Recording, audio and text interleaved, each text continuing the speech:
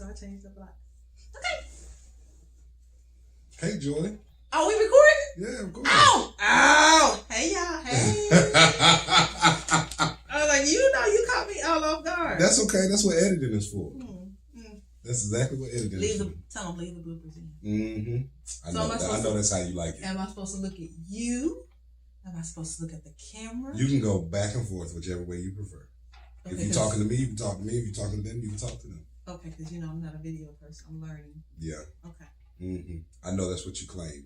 Mm-hmm. I know you got some videos. What? Okay. Nah, that's cool. We can do it? Okay. Yeah, we can do that. Okay. I'm going to say, ooh. I was like, I think I have a Sharpie if I need to. I was like, because you sounded like, oh, what am I supposed to be doing here? Mm-hmm. Okay. So, because I'm representing all day. No, I'm just like, so you went and saw a movie on Sunday?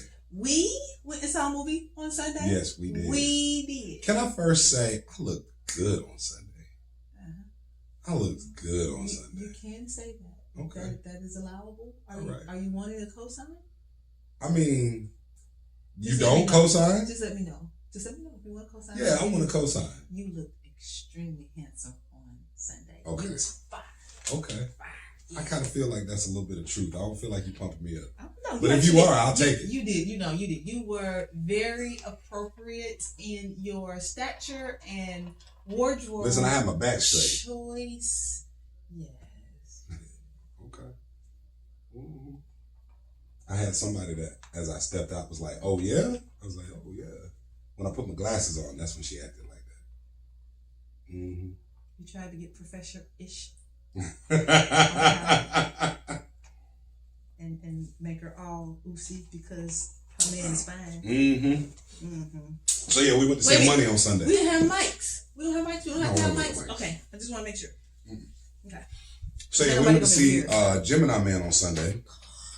We invited some people to come with us. I need 3 more times. How you gonna watch it 3 more times? Yeah, I need 3 more times. You know it's like out of the theaters now. You're gonna have to buy it. Yeah. I know you're gonna buy it. It'll come out on Apple TV. I'm not doing a shameless plug, but that's the only thing I got.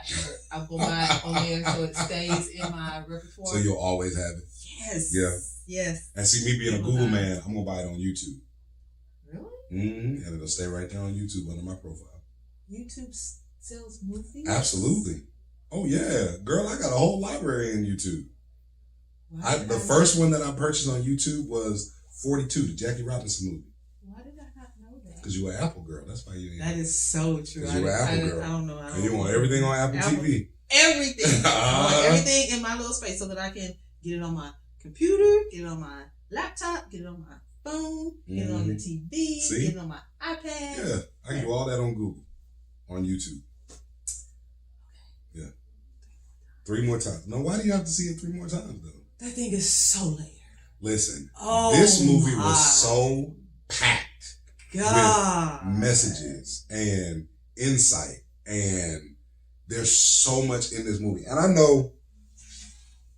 know so many people are going to watch this movie and be like, oh, that was a good movie. It was cool. But I remember when we went to see it the first time. Listen, y'all. Joy, I had to pick Joy up. Man, she was falling out like Sunday service. Y'all understand? Falling out like Sunday. Man.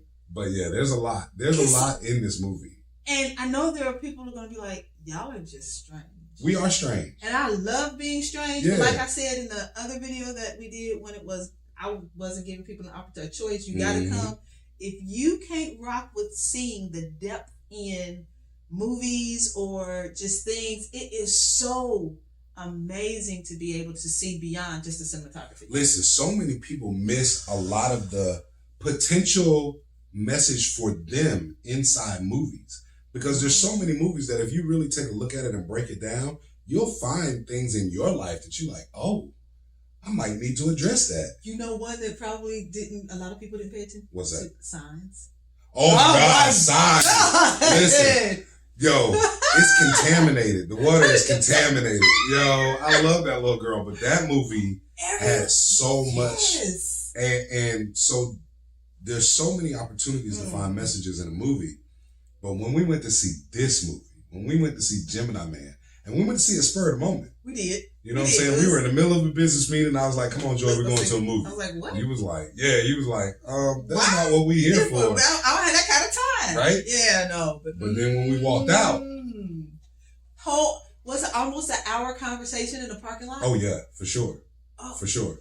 At least an hour. I need to see it because one, I need to identify every location that was represented, because there's something in the locations, and I missed the locations. There's always something in the locations. I missed the locations because I was too busy listening to the words, or I was too busy listening or watching the actual visual of the movie. I have to watch it at least one more time because I want to because in every movie where a good director has directed the movie, there is significance to not even just the location, but the background. Yes. There's significance to why this plan is sitting right here. And there's significance to why the book that's on the table and things like that. I need to be able to I want to be able to go, I want to be able to go through and look at that. But,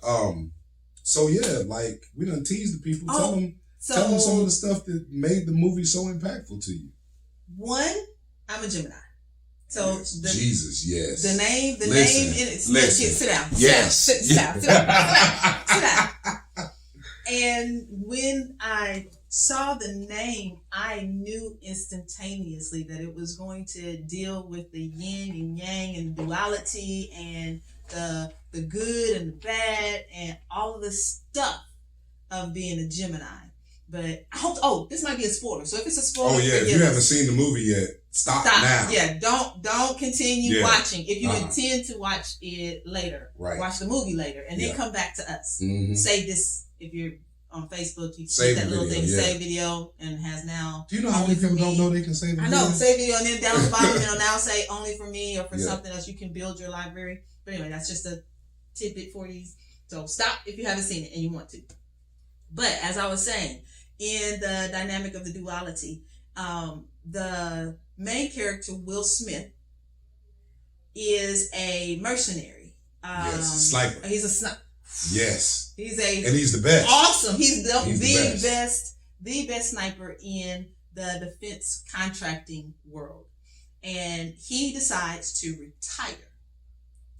And after his last kill, and in that moment of the decision to retire, they decide to retire him permanently. Yes. And the person that they send to retire him is a younger version of himself, because they have done some experimentation with cloning and all that other good stuff. So literally, Will Smith is fighting with himself. Yeah, and 19-year-old himself, 20-year-old himself, somewhere around there. I think it was 20. Yeah, probably around 20. And that in of itself, just that little small piece, says a lot. Listen, he was 45, 42. No, he was 51. Yes, because they kept bringing that, and they kept bringing that. They kept bringing it up because he kept saying I'm 50, and they was like, "No, you're 51." Yeah, you're 51. So now I got to go look up what the number 51 exactly, that's what I'm saying. Now I got to deal with that because they kept doing that. They kept talking about number 51 and him being 51 years old. But the concept and idea, and that was one of the first things that I brought back from the movie after we watched it, was how, and I asked myself, how much am I fighting with the younger version of myself in order to survive, in order to retire? In order to just sit back and chill. Because the younger version of myself is after success. It's after ambition. It's after money. It's after power. It's after this. It's after that. And if I have not achieved those things in my life yet, that younger version is still going after those things. But 50-year-old me might just want to, as a friend of mine has said, chill on the beach with a drink. Can I get to the Maldives? That's all I'm saying. Chill on the Maldives. Can I get on the Maldives with a Mai Tai or a margarita? And mine was the flip. So recently in this year, I've had to go back in the journey that I've been on, and a young lady has a song out that has become my theme song for that space. is I had to go back and look at the 13-year-old me and the 21-year-old me and allow the 13-year-old me and the 21-year-old me to fully exist. Yes. Yes. And so it wasn't even am I battling the younger me? Can they live?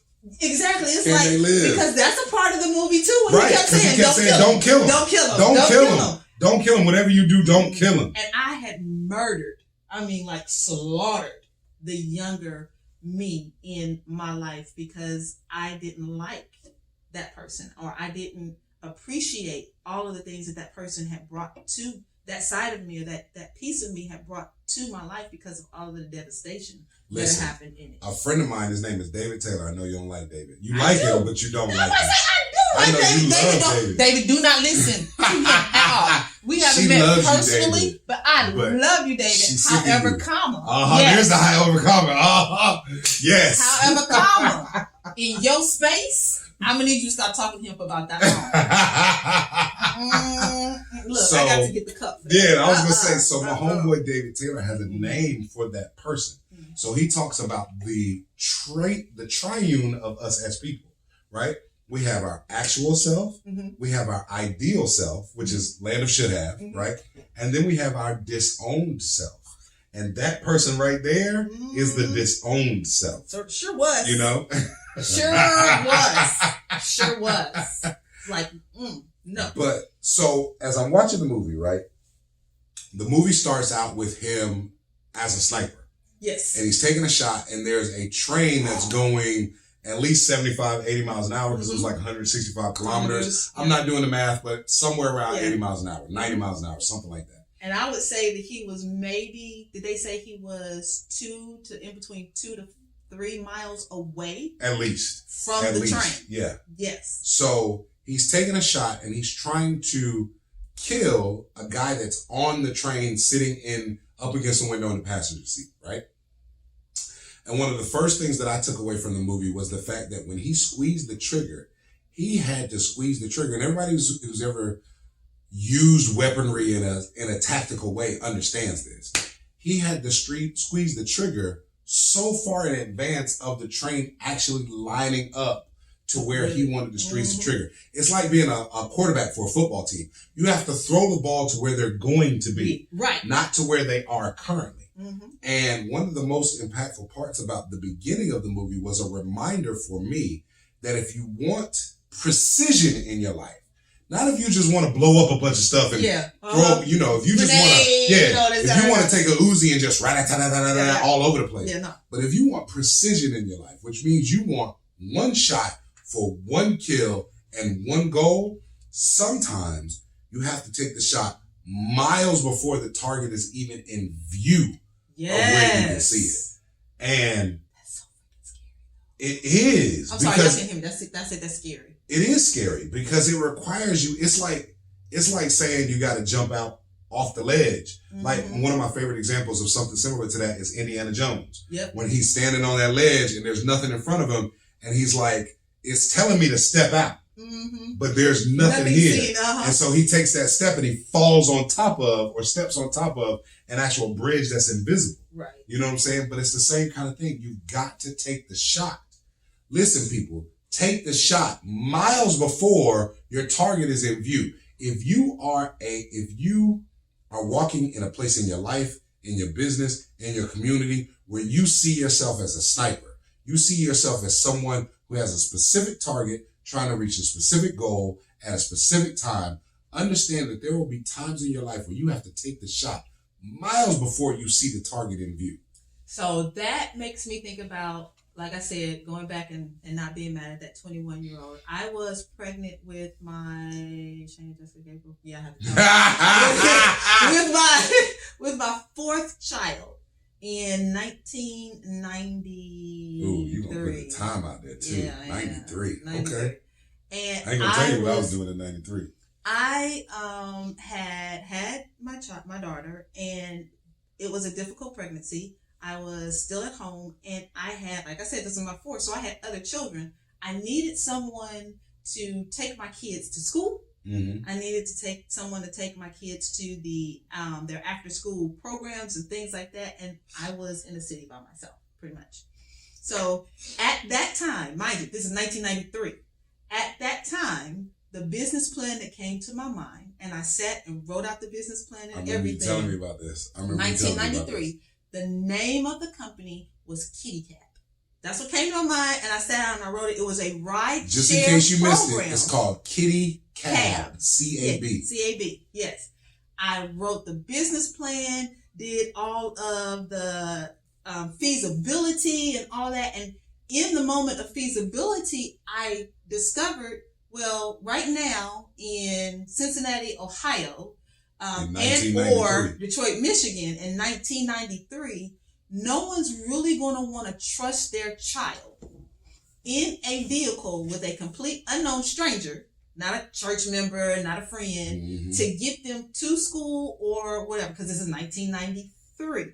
I put that business plan on a shelf and did not look at it again, legitimately take it out and filter through it or anything until I got here to Orlando in 2015, so it had to be 2016. And I realized we now have Uber, we've got Lyft, we got all these things. Yep. And we even now have services for children that are taking them to schools or places like that are not the school bus, because where I lived at that time, the school bus didn't come pick them up.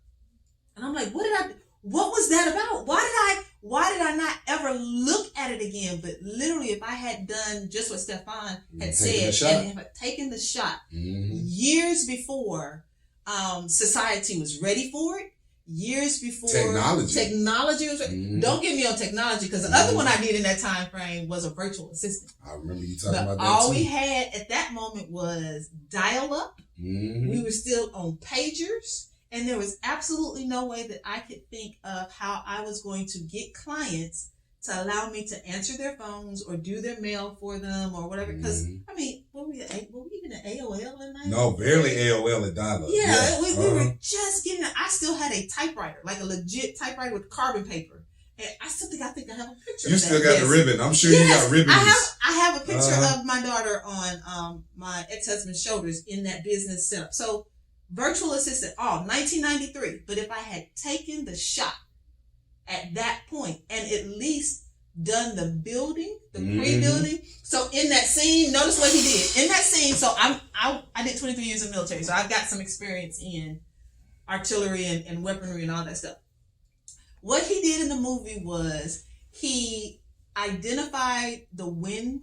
He identified the trajectory that he was going to have to shoot. He even, when it got down to... Hold on. Oh. He identified the wind, which are the threats to whatever shot he's trying to take. Yep. He identified the trajectory, which is the slope up or down, you know what I'm saying?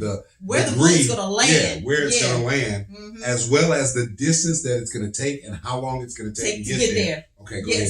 Then even in his posturing, in how he settled into his shot, how he got his weapon in his shoulder properly, and he has a signature in order to be able to have the perfect trigger. Yes, if I had done just those things, and even if I had not done the trigger squeeze, I would have been prepared. And you would have been prepared to pull the trigger when the time came up. And had I taken it off the shelf, that business plan moved with me, and I never looked at it again.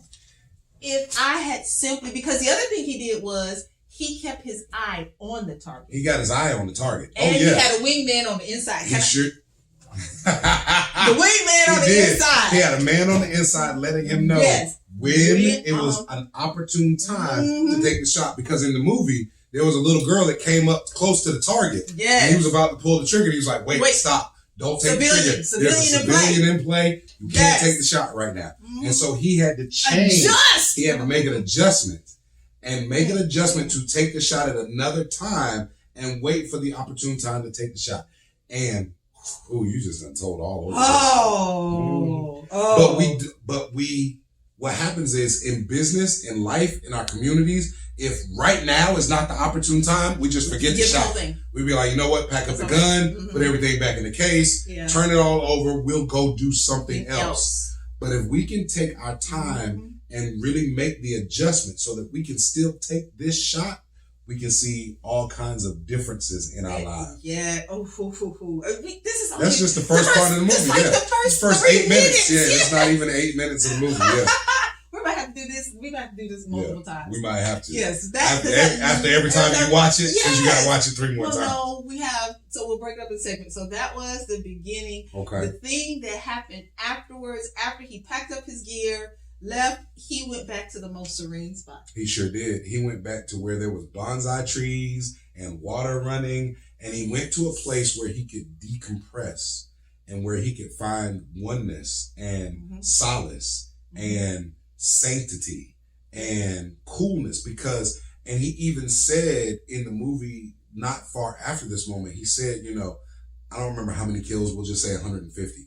150 kills does something to you. You know what I mean? And think about, and here's the thing, here's where I took out of that. Think about how many times you've tried to take this same shot.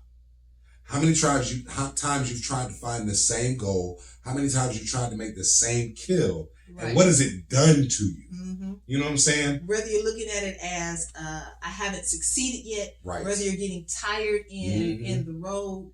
Because when you and I met, I was at that point of, this has been 20 years. Dude. You was done. This has been 20 years, and I'm tired of being this lone voice or being this voice in the wilderness.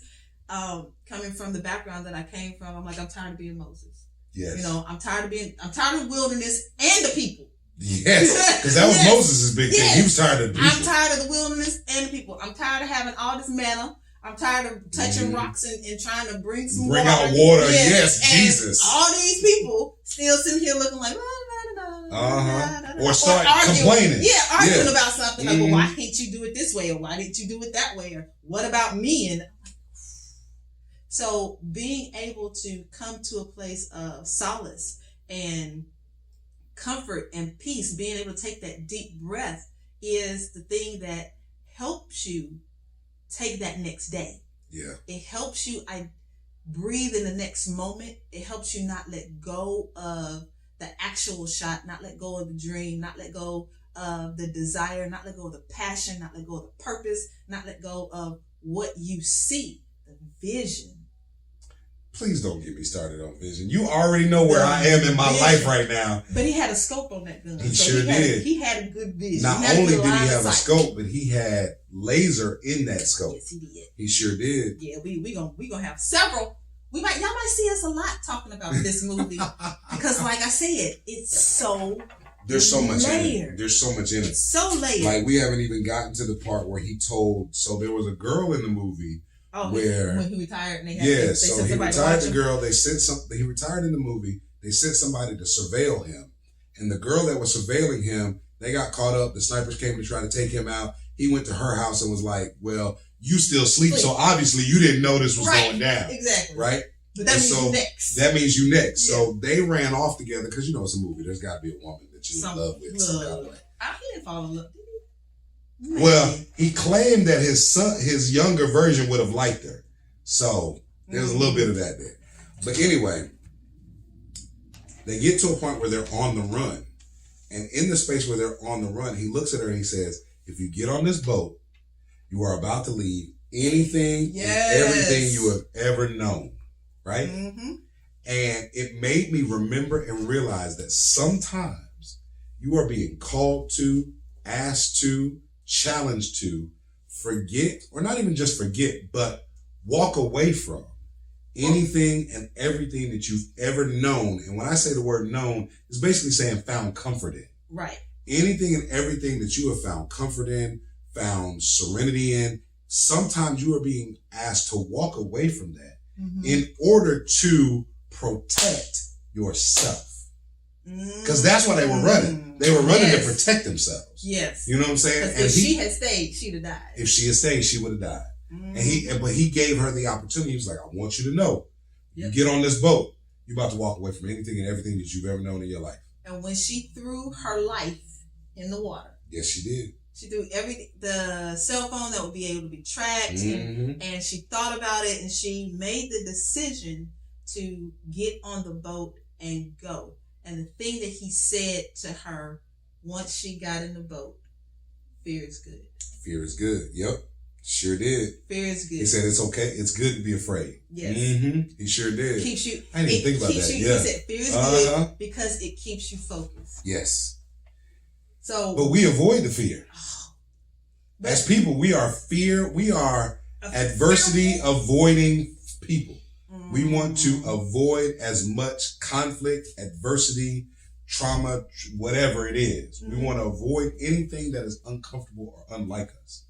But what did they say in the movie over and over again? Lean into the fear. Yes. Embrace the fear. Lean into the fear. Mm-hmm. Fear. Find the place where the fear not only challenges you, but pushes you, motivates you, and focuses you. What'd you say? Oh, she good. Let her come on in and get trash. Yeah, because he'll edit. Yeah. Or not. Or not. Listen, look, this is real. This is just our space, our time, our moments, and our excitement. So you realize now that we kind of geeked out about the movie for real. 3 more times. We haven't even got. We could go back to talking about where his handler, when he was telling the handler that he was going to retire, and the handler kept asking, "What am I going to do? Listen, what am I supposed to do? You're retiring. And what am I supposed to do?" And he said to him, "He was like, I just want some peace in my life." I know. And he was like, "But what am I going to do? Yeah, what am I supposed to do?" And it made us, even in our conversation, think about how many times have we found ourselves in our lives looking for, I just want some peace. Mm-hmm. I just want some serenity. I just want to escape. I just want to be done with this part of my life. Right. And the people in our lives going, but you feed me. What am I going to do? Where am I going to find food? Where am I going to find whatever it is that I'm looking for? That you give me. If you leave this space. If you retire from this space in my life. If you stop being my boy, go away. If you stop being my whatever water, it is. Or my food or my manna or say my this. Again. No, I'm not gonna say it again because I know this gonna come back. See, this is what you can't in my accountability circle. You can't say it for so much. When you have an accountability circle, no, especially I'm putting it on video. He gonna play this stuff back and forth. Remember you said this? I sure am. Said that? All on Facebook and Instagram and everybody gonna be like, you said it, That's Joy. what you said. That's what you said. But when the handler said, not only did he say, "What am I going to do?"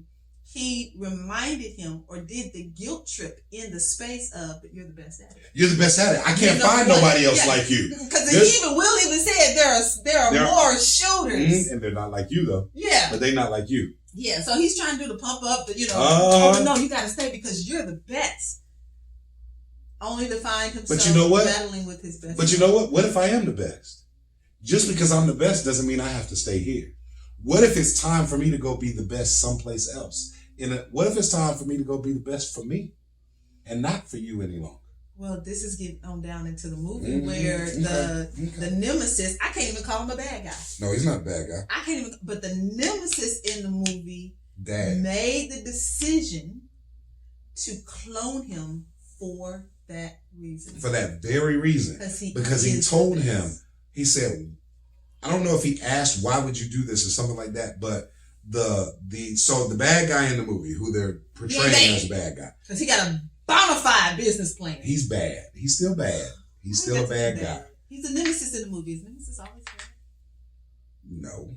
That's why you use that word. That's why you use that word, because nemesis is not always bad. So I can't say that he's bad. Okay. So the nemesis is the bad guy in the movie.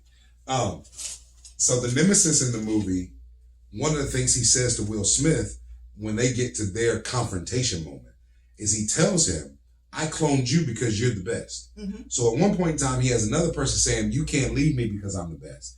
And at another point in time, he's saying, I cloned you. I duplicated you because you're the best. Permission. Yes. But here's my favorite part about that concept. So Will Smith actually captures the younger version of himself. Yes. And the younger version of himself says, I'm the best. And Will Smith says, you're obviously not the best. Because I have captured you. Oh. So even in the space where somebody believes they can duplicate who you are or what you do because you're the best at it, trust me, they still won't be, whatever that duplication is, it still won't be as good as you. It's not going to be you. It won't be you. okay, so on our, we still have a few things to catch up on. We got a whole lot. We got to deal with them avoiding mirrors. Oh, we ain't talked about the mirrors yet. That's where I was going to go next. Yeah. Because he didn't want to look in a mirror. Not at all. Because he didn't want to face the ghost. Yes, we haven't talked about, there was a ace of spades that everyone in his inner circle bore that mark. The tattoo right there. The spade. They bore that mark. So in that's talking about who is your tribe, who's in your inner circle, because what his inner circle did for him. Yes, in the that resources space, and the connections that were necessary when he was on the run. Not even on the run, but what got him to the run in the first place. Yes. After the last kill, after his last assignment, he went and met up with somebody. He met up with one of his friends that had military service. They served together. Notice the word. Say that served together. Mm-hmm. They served together. And in that service, when the friend caught wind of what had transpired with his service buddy, he said, come out here, I need to talk to you. And I need to inform you that something has transpired that you aren't aware of that is in your life. And he told him while he was out there, he was like, I know you're taking a risk by telling me this, and I want you to know I appreciate it. And and the guy that told him ended up dead. It sure did. Mm-hmm. So we got time. Listen, in that space, are you gonna die to give that message to the person that you served with? Come on! I'm like, how many people? I'm starting to count on my fingers. Like, who would die for me? Yes, who would put just to give a message. Yes. They didn't give him no money. He didn't give him no extra. Let me help you get out of here because this is going to backfire on you. Just to communicate to you, you need to be aware of what's going on. And knew that That's what I was just about to say. He knew that doing so was putting his life in jeopardy. You about to take me back to a pulpit. I can't took my collar off. My collar is no longer part of my life. We didn't get into his. We didn't even get into him not wanting to drown. Oh, and the bees. The allergy to the bees. And how he got trained in the dynamic of the nemesis or the bad guy. Yeah. Mm-hmm. How the bad guy trained him in military service. So the background is the bad guy was once Will Smith's commander. Yes. In service. Mm-hmm. So that says a lot also about who are you following or who is commanding you and what are they doing in Joy, come on.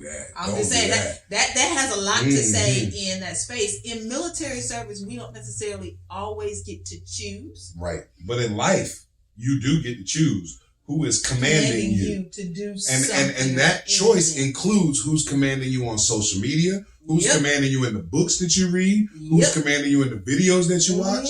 Even in watching this video, you are saying to yourself, I will receive what the things that Joy and Stefan are deciding to put out and talk about right now. Yes. And I'm choosing to receive it. And you have to be aware of not only who it is and their qualifications to do so, but also the dynamic of your reception of that thing. Mm-hmm. Because I watch a lot of videos and be like, I'm going to watch this, but I'm not going to receive it. I'm not taking a whole lot out of it. And there may be some points, and even in this video, you all might say, wow, they're super excited about a movie. About a damn movie. Yeah, I know, about a movie. But as you're listening to it, it makes you say, huh.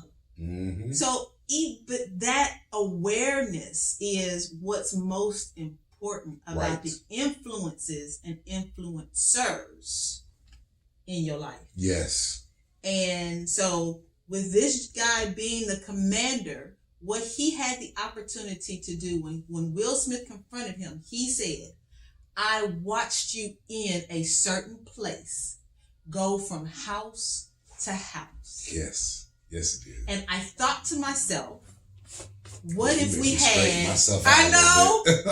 we had a whole army of you? Of you.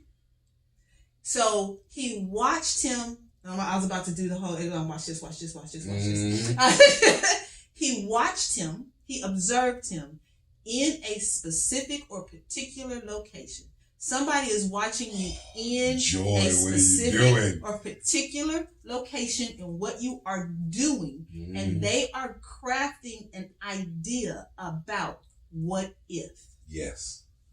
So in that space of what if, he was clearing, again, I'm being from the military, clearing is a tedious task. Yes, and according to the movie, he was clearing by himself.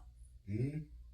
So if you can imagine all the rooms in your house, and in all the rooms of your house, every corner, under every chair, behind every bookshelf, under every bed, every sheet in every closet, between every piece of clothing, everything.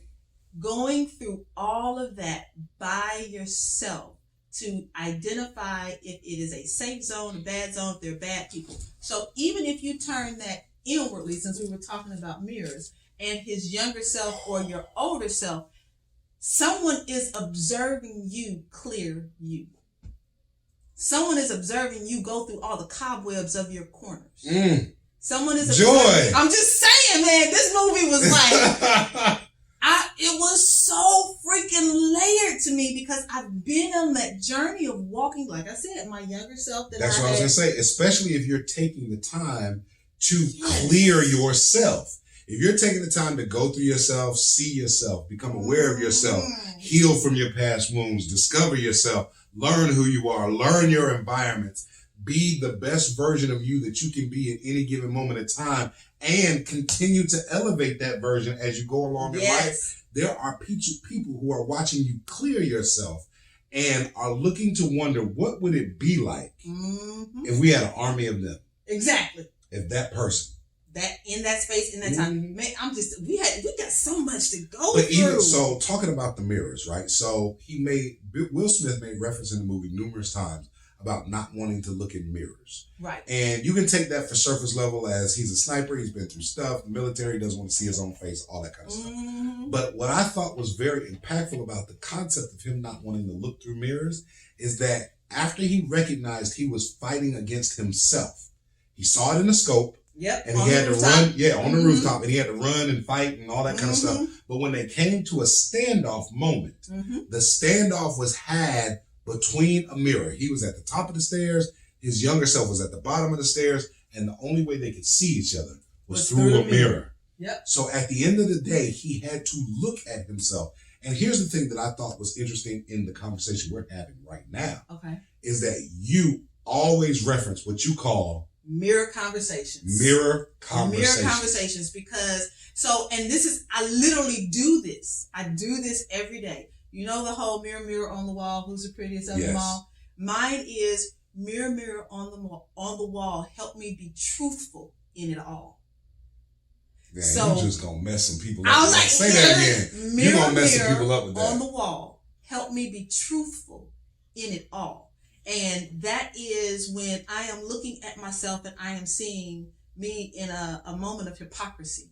And I need to tell the truth about that. Joy, you were really kind of that wasn't cool. You did that today. Yeah, I did. I was like, I need to come in a safe space, and I'm telling y'all up front, I'm going to be a hypocrite, and I'm going to be judgmental. And all of the things, those are things that I prefer to purge from myself, but I'm honest enough to know that I am still human and have those moments. But that whole mirror conversation, when you're looking at yourself in the mirror and you see the ghost from your past, you see the ghost of your today, you have no idea what your tomorrows are going to look like because you're at that space of, what do I do now? There are so many things there's so many dimensions in that mirror. Because even when I like to look at, the one that I always bring up, when you look at the mirror, you see where you think you should have been by now. Right. You know what I'm saying? Or who you think you could have been if you had just done this or just done that. You know what I'm saying? And you're looking at that person in the mirror, not even recognizing that person doesn't exist because you didn't do that thing. Right. And you didn't do that part. And you wasn't in that place. Yes. So that person is just a figment of your imagination. But there they are staring at you in the mirror. And you having to have this, because he had a conversation on the stairs with his younger self. He sure did. Don't make me kill you. Don't make me kill you. Take one more step.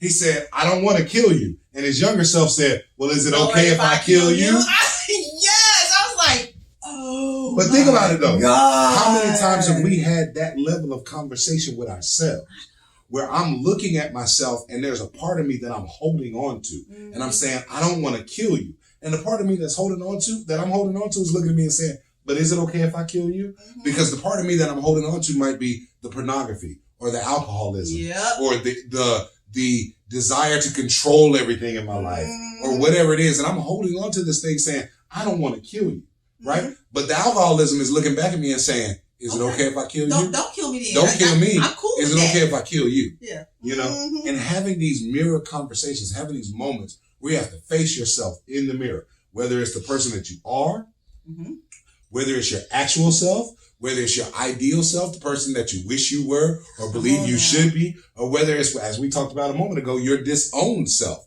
The person that you was like, you know what, that person just don't exist. Yes. Forget that person. I have completely disowned them. That part of my life didn't happen. All of those people that you have to face in that moment. There, and here's the thing. Later on in the book, he was like, the movie. It's a movie. It's a movie. Later on in the movie, he was like, he had to come to grips with the term that this is not another version of me. This is me. Yes. And so in those mirror conversations, recognizing that part of you that you're looking at yourself with and that's trying to kill you and hold on to you, it is you. And that part is affecting your business. That part is affecting your life. That part is affecting your community, your relationships, your family, everything. You know what, dude? This is a layered movie. It's so layered. Yes, it is. In that conversation on the mirrors, he was talking about his soul hurt. He sure did. He said, so all of the kills that he did and how it impacted him. Yes, he did. And where it had left holes in him. And there's a part of why he didn't want to look in the mirrors, because when he looked in the mirror, he saw his soul hurt. Yes. He saw it. He saw it. It's like, can I look in the mirror and see my devastation? Yeah. Can I look in the mirror and see my failures? Can I look in the mirror and see my successes? Ooh. Can I look in the mirror and see the people I've let down? I think people find it easier to look in the mirror and see their success. They don't find it easy. Well, I try not to speak for other people. I did not find it easy looking in the mirror and seeing my failures, or not even, yes, the disappointments that I had given towards others, but more importantly, how much I disappointed myself. Yes. That's the hardest place to even first become aware of. Man. Because so many times we find ourselves operating in a place of disappointment in us that we don't even recognize this disappointment in us. We've already established that it's disappointment in other people. Right. You know what I'm saying? I remember a conversation you and I were having recently where you kept talking about, I have to take inventory and become aware of the part that I played in that person reacting to me the way that they reacted. Yes, you know what I'm saying? My participation in you doing the thing that you did. Yes. You know, and we don't even take the time to become aware of, if I hadn't reacted the way I reacted, or if I hadn't given you the impression that I gave you, right, or if I hadn't said the thing that I said to you, you may never have come to this place where you had such a high expectation of me that I couldn't fulfill. Exactly. Or you may have never come to this place where you had such a disappointment in me, or such a negative viewpoint of me, or whatever that thing might be, because I've had a participation in that in building recognition. That. Yeah, in building in building that expectation of you. Oh yeah. Yeah, we got notes. We got Don't listen. The books are here. There's pages. Because we saw the movie one time. So we saw the movie one time together, and then we was like, oh, we got to bring other people with us. And so when we brought the other people with us for the event that we had last week, then we brought our notebooks to write down all the stuff that we saw. You know how hard it is to write in the dark. I was like, wait, hold on. Heck yeah. And still be impacted. Yes. At the same time, I mean, we've got to get through the fact that the man was called a mutt. Yep. But he was the perfect guy. That's what I was going to say. We got to get past the fact that they were trying to, he was trying to create a perfect version of himself. Somebody was trying to create the perfect version of, or someone qualified this mutt as the best. As the best.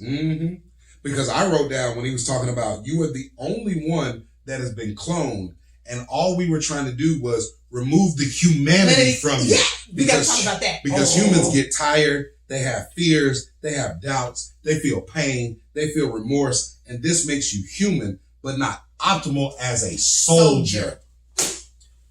And how often are we sitting around, how often do we take ourselves away from the place of trying to be a soldier and allow ourselves to be a human being?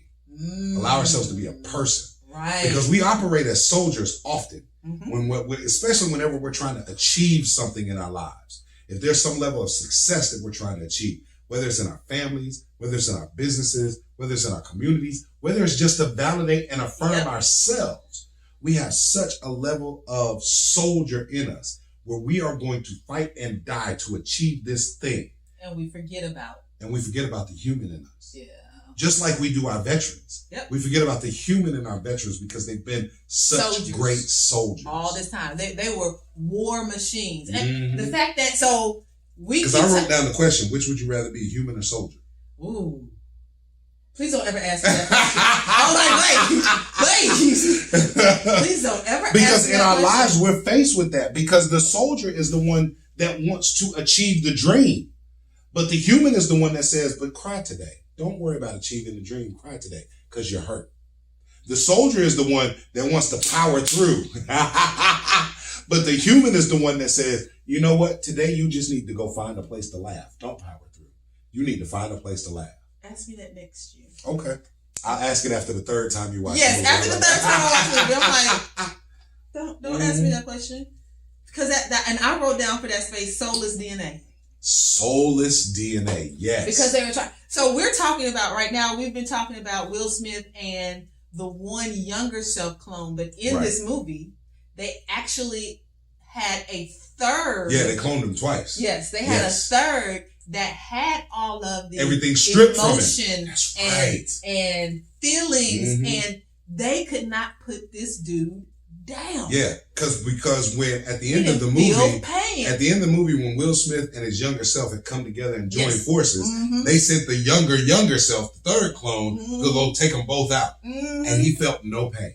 They shot him like 16 times. He didn't feel it not one time. Firebomb, everything. He's in fire, getting up, moving. He felt nothing. So, hold on, but so we're going to take You're this not going to take me there. Yes, I am. I'm going to take you to the triumph. You saw me flip my page. I'm going to take you to... I'm going to take you to the Trinity. I'm going to take you to a trio. I'm going to take you to the triune. I'm going to take you to the three dynamic and aspect of the older Will Smith that is wise, that has lived, that has experience. We're going to take him to the newer, younger Will Smith that has, that's more agile, that has still all open. of the, yes, and he has all of the instincts and reflexes and all of that. That's why he's still human. He's still human. And then that third piece that is stripped, infallible, that allegedly should be indestructible. That's right. But it took two of them. Actually, it took three because the girl was there too. Yeah, she was there too. It took so much to bring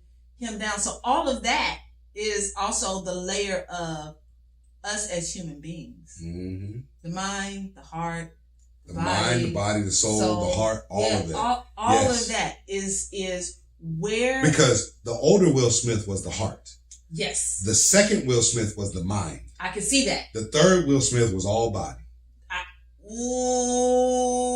I might change that a little bit. Go ahead. Well, I have to think about it because he didn't have no emotion.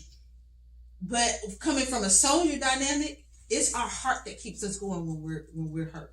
True. It's not our body. But for him, he was stripped. That's what I was gonna say. He was stripped of the emotion, so it was the physical dynamic of it. Right. Yeah. So but yes, the whole aspect of all three of those, including the young lady that was with them, and including the nemesis. So every character in this movie has some stake in me as an individual.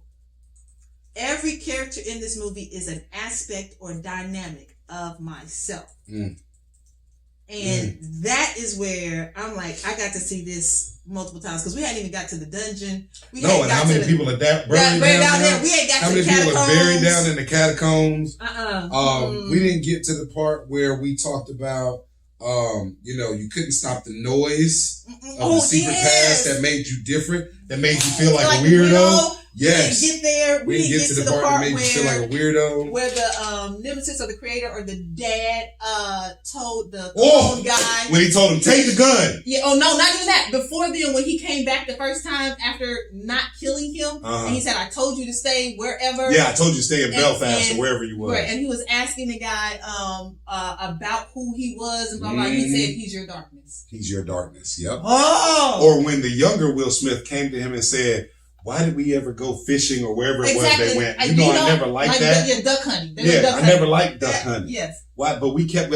But I was adopted, so how did you even know when my birthday was? Yes. Oh, we'll change to Chuck E. Cheese. Oh, this movie is so layered and so good. So good. Instinct. We need to talk about the instinct part. Here, this one right here. Dying to be in a relationship and connect, but terrified to get close to someone.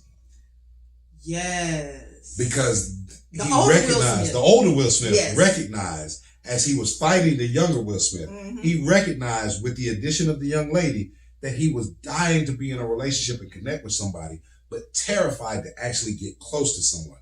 So everybody else just become targets. They become targets and you're the weapon. That's what he said. They become targets and you're the weapon. Because they were in this whole discussion of, well, what do I do now? Mm-hmm. You know, who am I if I'm not a weapon? If I'm not, because what did he say? He said, this is all I know. And he said, that's not all you know. That's all you've been taught. Yes. That's all you've been taught. Think about all the areas where you feel like this is who I am. This is all I know. This is what's ingrained in me. That's not who you are. That's not all you know. That's not all that's been ingrained in you. It's just all you've been taught. Right. And once you open yourself to the availability of learning more, becoming more, establishing more, receiving more, then you can be more, not only for you as a person, but for your family and for your company and for your neighborhood and for your... Yeah, can you turn off the video now? Because we got... Because we probably went 30, 45 minutes in. We got about an hour or so. We done talked a long time. Because the other thing... So, you know, so I'm going to leave with this because this is going to be the fun part. Okay. And y'all can jump in. If you've seen the movie, then jump in with your conspiracy theory. I'm just going to throw that out there. Okay, because I didn't even get to the Gemini Global Defense part. Yes, you did. Yes. But do you know that the nemesis, the bad guy, was driving a Tesla? Yes, he was. Yes, he was. Go ahead and drop your conspiracy theories while you're talking about it. Well, we have said a lot about this movie. Those that came with us, we had a moment after the movie where we set some food, some appetizers, some drinks, and we talked about it. So this video is for you all that were unable to make it and those that did. Yes. Jump in and say something, make a comment. Because we had good conversation. We did. Yeah. Tell us how crazy we are or ask us the question of why did y'all get that out of that? Really? Or what about the this, that, of the third? Especially if you made it through all of this video. Yes, the whole video. This is a long video. You made it through the whole thing. Please say something. At least just type at the end, I made it through the whole video. Yeah, or y'all talk too damn much or something. Because I'll probably send you something. If you made it through this whole video. Oh, you're going to have to get a gift, a reward or something. Just for a $5 gift card or something. Something. Yeah. You know. For sure. Yeah. I'll send you something in the mail and say, hey, are you going to trust me with your address? All right, so I'm going to go. Yeah, you can. Stop. Okay. No, you should be able to do it. Say it. Say something. So I can say. Yes. Stop okay. So I can say, okay, Google, stop the video. No, it's not going to work. Carissa, can you turn it off for us? So you don't have to get up. The back on the thing. Yeah.